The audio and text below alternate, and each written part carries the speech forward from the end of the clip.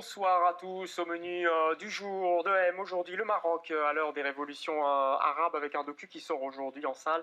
On en parlera tout à l'heure avec son réalisateur qui sera sur le plateau, il est bruxellois. On fera aussi un détour du côté de la Grand Place et puis de son Nomegang que tout le monde croit connaître.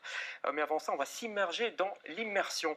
L'immersion linguistique, bien sûr, est-elle la solution pour apprendre correctement la deuxième langue nationale? On connaît la difficulté qu'ont les francophones à apprendre cette langue de manière générale. On sait aussi que c'est important, notamment pour trouver un emploi.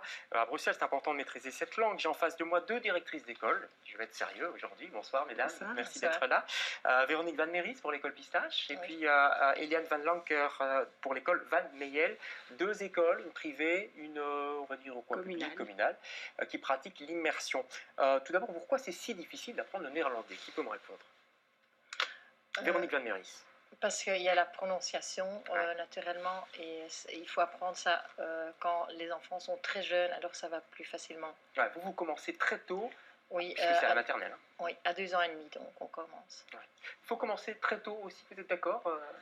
Moi, je crois qu'on peut commencer à l'âge de 5 ans, quand l'enfant est au maximum de ses capacités pour apprendre des nouvelles notions.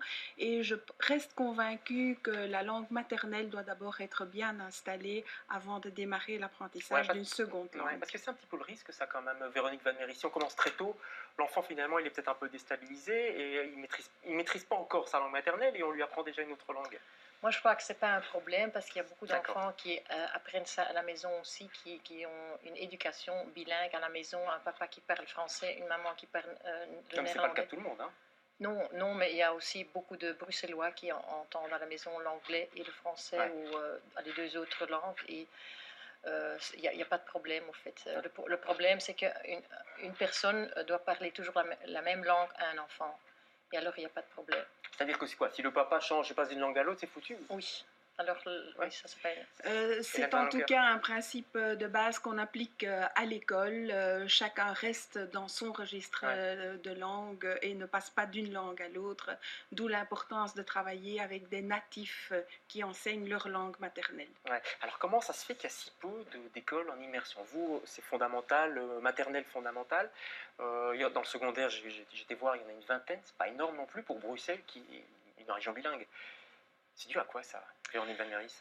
Mais je crois qu'il y a une loi de 63 qui dit que c'est pas possible en Belgique. Parce qu'avant ça se faisait. Hein. Oui, ça se faisait. Mais à cause de cette loi, c'est plus possible et c'est très dommage pour la Belgique. Ça veut dire quoi? Ça veut dire que toutes les deux vous êtes hors la loi?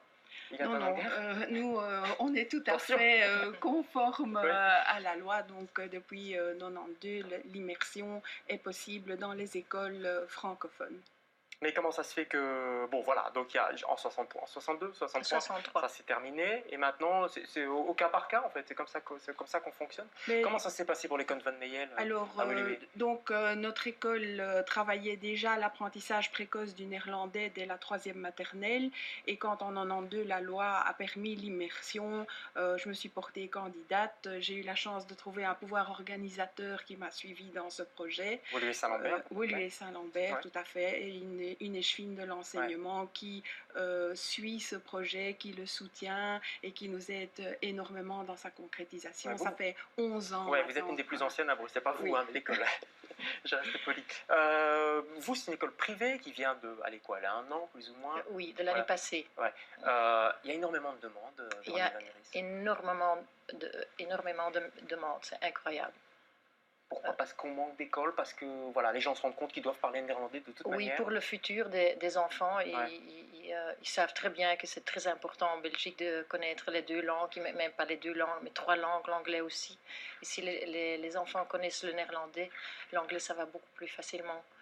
Oui, évidemment, c'est des langues germaniques, donc on passe plus facilement de l'une à l'autre. Si on n'est pas dans une école en immersion, parce qu'il y a toutes les autres écoles, ça veut dire que quoi? Qu'on ne connaîtra jamais bien le néerlandais? Ça veut dire que c'est la seule solution ou la solution miracle, l'immersion?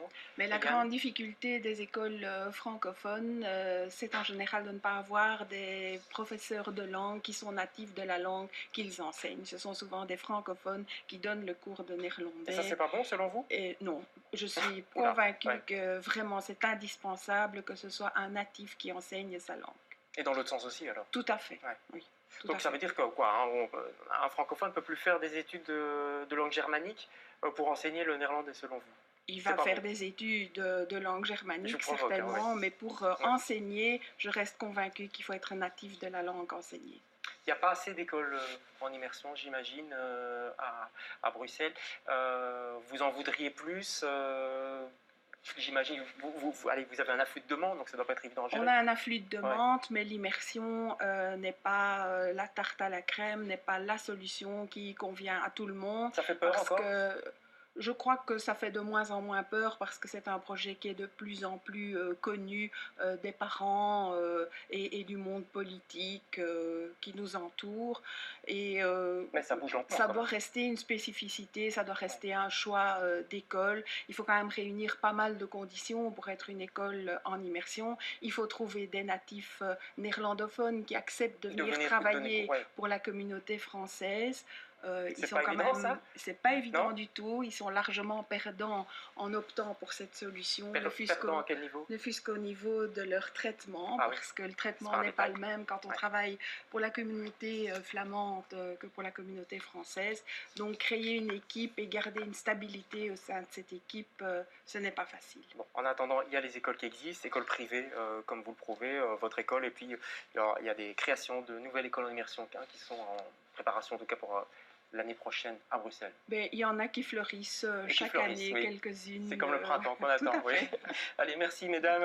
Après les cours, la détente, hein, si vous le voulez bien, on va accueillir 3 amoureux de Bruxelles et de sa Grand Place. Merci beaucoup.